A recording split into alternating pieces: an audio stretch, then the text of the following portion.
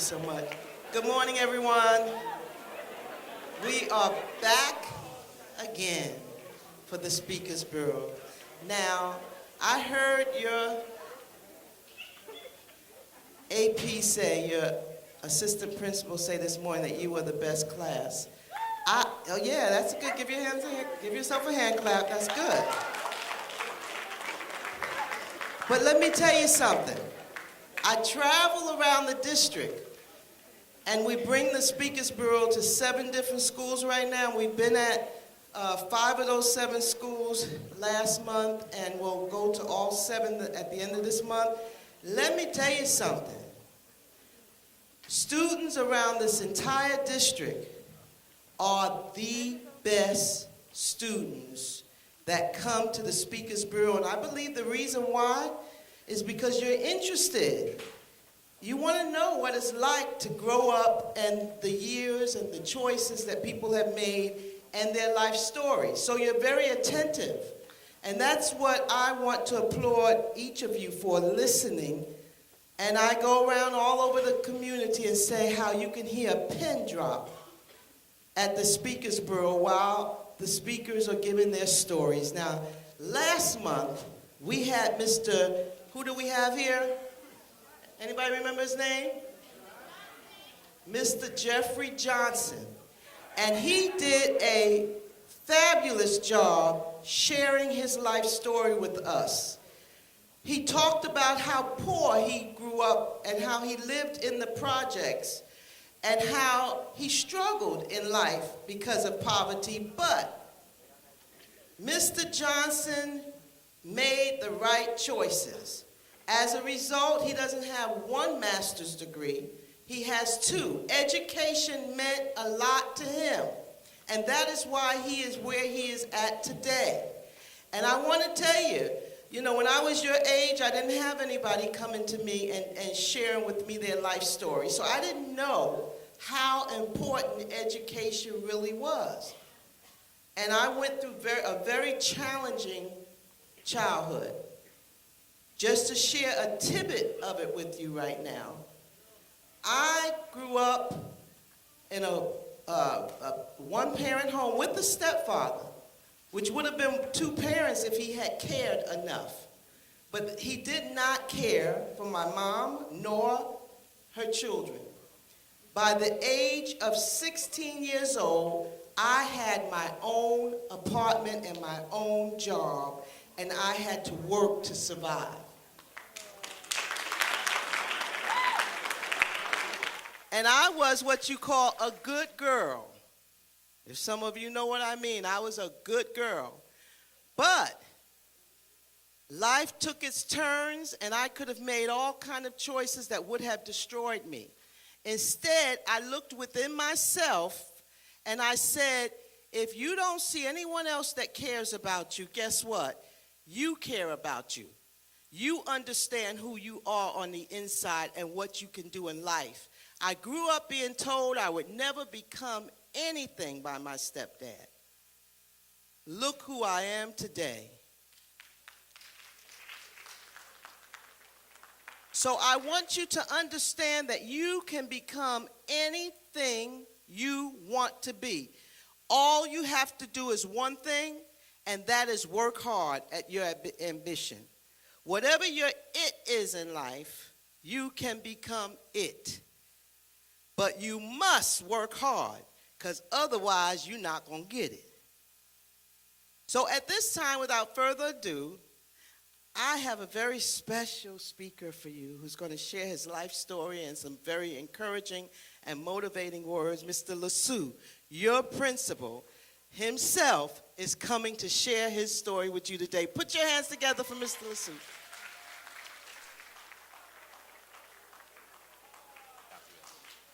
Thank you, Dr. Mills. First and foremost, I'd like to thank Dr. Mills for bringing the Speakers Bureau to Fort Pierce Westwood and to St. Lucie County Public Schools, because it is a platform where we as guest speakers can come and share with you guys where we are, how did we get there, and where we want to go.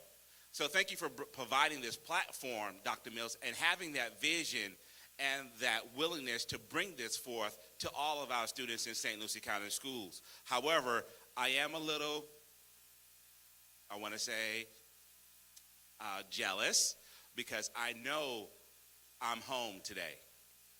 I know that my students are going to show me the expectations and the behaviors that we have always asked of them each and every day when they come to school. So these are my babies, Dr. Mills. So this is the best class of 2020 right here in front of you.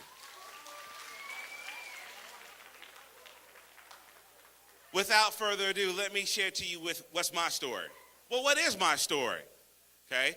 Well, I wanted to go back and tell you that, yes, my parents are from Haiti, and they were immigrants to the country, first-generation immigrants to America, that the only thing that they knew was that they have to work hard to achieve what they wanted, okay? My father showed me, and he laid down some basic principles that I would like to share with you throughout this opportunity that I'm giving today. He showed me by demonstrating what family is, to take care of your family, to take care of your responsibilities. But then he knew that he wanted more in life. The more he wanted was, he knew he had to go to school. It's already hard enough already speaking another language and not knowing English, that he came to America with a vision. He came with a passion. He came with a drive that has been instilled in me. So my story may not be what you're going through right now. And I understand that. So I'm not going to share with you that I grew up in a two-family household, a father who had passion, love, and encouraged me to want more, to be more, to do more. But guess what? At one point in time, I thought I was grown. So I got to high school, I thought I was grown. He decided he's going to stay in New York. We moved down here to Florida, which is okay. So I took the role as the man of the house, and I thought I was grown. So all the things that he instilled in me, I kind of put it to the back burner because I thought I was grown. I began to make my own decisions, as they say. I wanted to do what I wanted to do. So some lessons became more difficult for me. The opportunities were there. The resources were there. But guess what? I ignored them. I did ignore them. One of the resources that I ignored in high school, I did graduate high school. That's why I can stand here in front of you as your principal now. But it could have been so much easier. It could have been so much better for me if I would have taken the opportunity to just listen. Take the time to listen to the adults that are in this room who are depositing in you information and knowledge. Those are the two things that I really want to focus on right now, is information and knowledge. Those are your resources that, guess what? Once you have, no one can take away from you. Information, that's all right. We'll catch that next time. Information and knowledge are your resources. What you're being presented to is constant. It's instant. You guys have access to things far greater than when I grew up, when your teachers grew up. You can get on your phones, flash on Google, how do you solve this problem? Google, tell me about this, okay? That's instant information that you have. But what are you doing with that information is what I want to talk to you about. How are you using your resources that are presented in front of you each and every day? And are you taking advantage of those resources that are here for you? We have placed as a school, as a staff, individuals who care about your welfare, who care about your well-being, who are here to promote, to teach, to encourage, to motivate you to be more. Just as my father did for me. I am given the authority and the pleasure of standing in front of you and being out there in the courtyard and seeing you in your classrooms. your interactions with your teachers each and every day. But how are you taking advantage, once again, of those resources and information and knowledge? So, in high school, I was presented with that opportunity, okay? I wasted that opportunity away. I thought I was going to go to college with my athletic scholarship. But guess what? One injury later, that scholarship was pulled from me. I had to rely on something else. I didn't know what that something else was because guess what? I wasn't appreciative of the information that my father had deposited in me, which was what? Family, resources, knowledge. So I had to learn it the hard way. It was so much easier if I would have took the time out to listen to my coach or listen to one of my teachers that were there who were put into my life for a particular reason. And that's what I want to share with you is the individuals that you face in periods 1 through 7 are individuals who care about you, who have your best interests in mind. They want to deposit in you information and knowledge, resources that cannot be taken away from you once you achieve those. So what is my story? That's my story. Because I'm not going to get into the fact that I grew up in New York in the projects. Then guess what? My father decided that he wanted to go back to school. He earned his degree. And then guess what? We left the projects. We moved to the suburbs.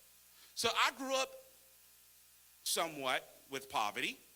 But then I saw what can happen once you achieve your desired goals. I was able to taste that at an early age. But again, I was not appreciative of that because you know why? In 1996, when the new Jordans came out, I didn't get those new Jordans. My parents couldn't afford that. Yes, they were working hard each and every day. But guess what? $120 for a pair of Jordans wasn't in the budget. So I got mad. I decided I want to be grown. I want to do my own thing. You guys do it each and every day yourselves. So I went and I decided I'm going to get a job, okay? Once that injury took place again, my scholarship was gone, I decided I'm going to work instead. Forget school. Well, I could do enough to get by. Let's just be honest. I can do enough to get by, and I will still get a good grade out of that class. Well, guess what? I was shortchanging myself, and I did shortchange myself. But I'm here standing in front of you because of a change. I began to change my own mindset, and I began to change my own thinking because I wanted more for myself. I wanted to provide for my family the way my father provided for me. I wanted to provide for my children now so that if their wants, I can meet their daily needs. I can provide them with a roof over their head. I can provide them with a hot meal each and every day. I can provide them electricity so that they can get on their cell phones and they can go on Google and do their homework. Okay? I wanted that for myself. So I ask you, what do you want for yourself?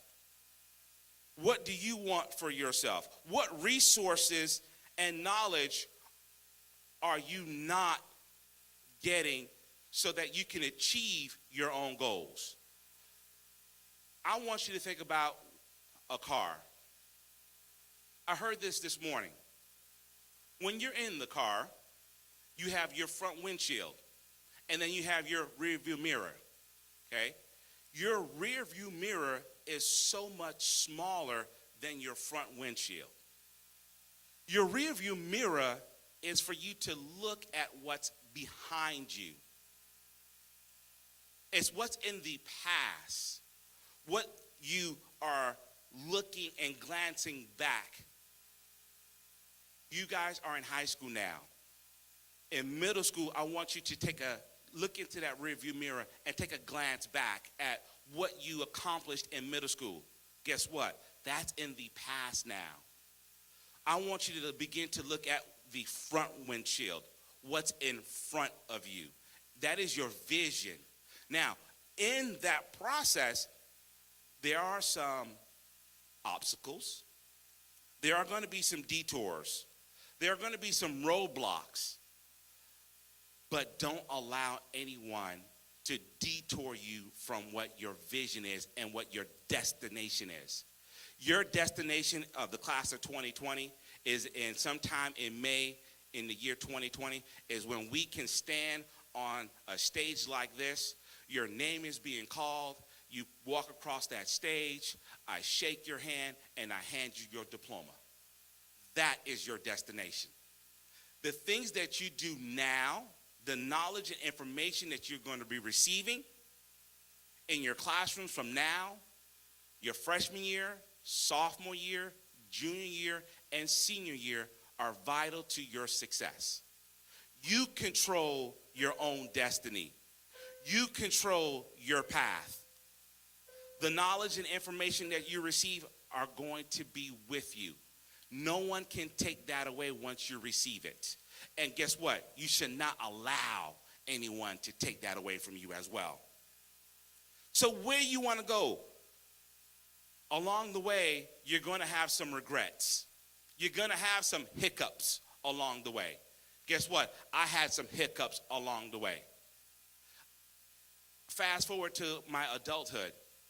I was perfectly fine teaching in the classroom.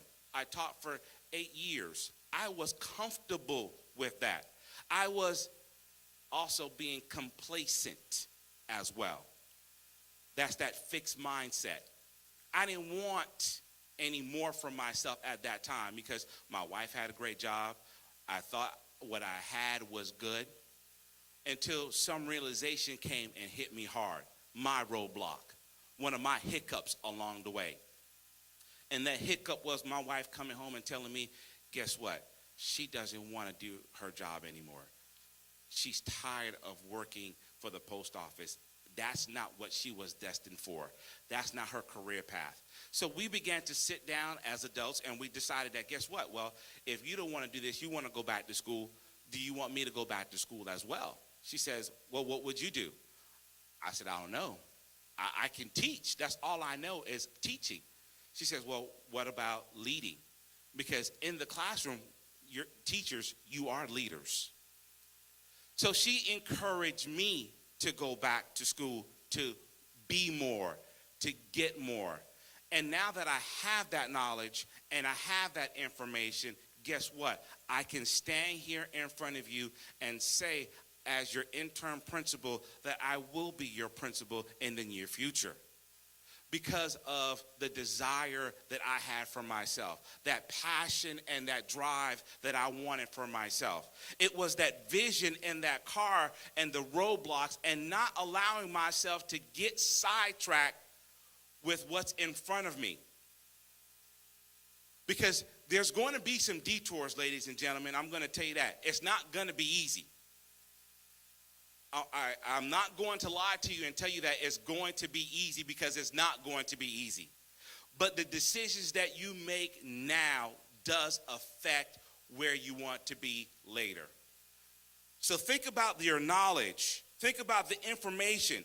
Those are your resources. Please do not allow anyone to take them away from you. Gain that information. Gain that knowledge. Because in May in 2020, I want to be able to shake your hand and provide you your diploma. Thank you, class of 2020, for listening to my story. I appreciate you, okay? I encourage you to be more and do more, okay? Thank you. Wow, was that not a story? We honor you with this Speakers Bureau certificate.